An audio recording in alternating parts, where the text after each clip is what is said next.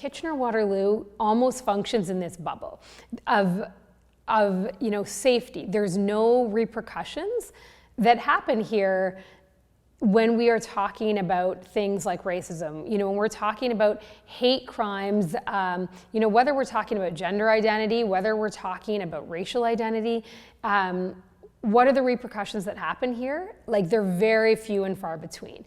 And so there's a general sense here of, this idea that, okay, no, we're okay, we're not racist. And, there's this sense of passivity here.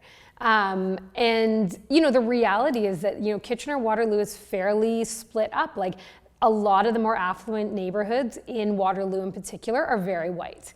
And so families can function, when you consider these white neighborhoods in Waterloo, along with the fact that Waterloo is surrounded by Baden, Breslau, Elmira, New Hamburg, St. Jacobs, all these little towns that are like 100% white almost, people can live here and grow up here without ever exposing themselves to any source of ethnicity, without taking part in any anti-racism initiatives, right? So, families can send their kids to schools that are primarily white.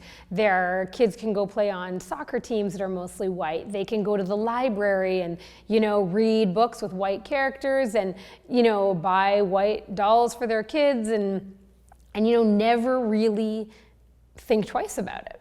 And I will say a lot of those families are not characterizing themselves as being racist or as being, having prejudice, as being discriminatory, but we're talking about people being in this neutral ground, like not making the effort to also go out and be like, hey, maybe my children would benefit from going into another neighborhood in Kitchener and, playing on a sports team that is filled with diversity.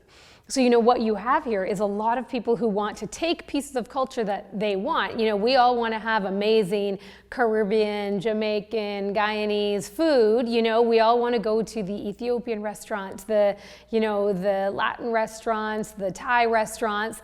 But how many people eating in those restaurants, or even going to the multicultural festival, how many people go enjoy an amazing plate of food and then leave and go back home without ever researching how to support Black and Brown communities, or without researching like what are the hardships that also go along with these communities?